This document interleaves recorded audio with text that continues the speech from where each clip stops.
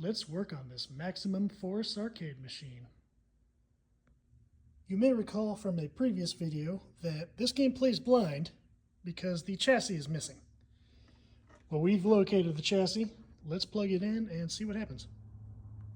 Except whenever I remove this chassis, also remove the wiring for the input that goes from here to the actual chassis. So I gotta kind of makeshift my own. No one should be allowed to work on games except me and a few select people, and whoever did this is not on that list. Alright, we've got everything hooked up. Let's power it on and see if this chassis works.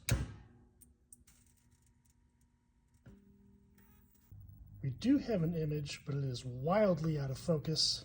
Changing the focus on the flyback does change the focus, but this is the best I could get it. The contrast knob on my remote board is broken. Let's grab a different remote board and replace it.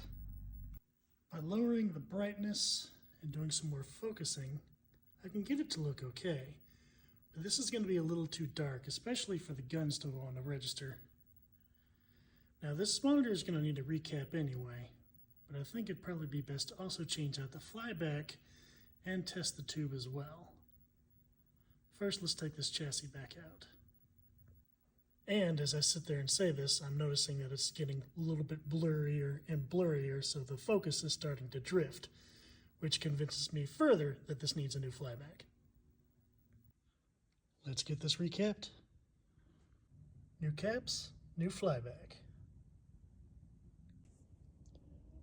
Before we hook this chassis back up, let's hook this tube tester and see what health the tube itself has. Our results actually aren't bad, and I don't like shooting tubes that don't need it because it shortens the life of them, so we're going to leave it alone. Chassis is reinstalled. Let's see what it looks like. This looks way more clear. Need to make some adjustments, but I can read it. The right gun works okay on the top half of the screen. Doesn't seem to work at all on the bottom half. So we're going to work on that. Left gun doesn't work at all.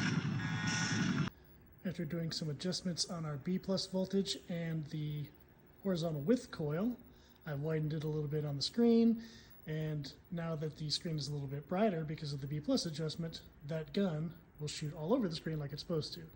Now we need to do some surgery on the left gun to find out why it's not working at all.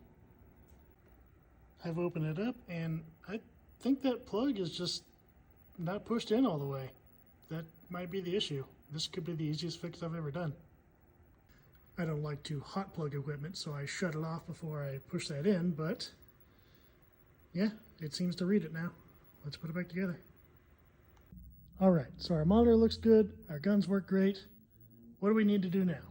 Well, I've ordered an upgrade kit so we can turn this into a Maximum Force and an Area 51. So let's install that.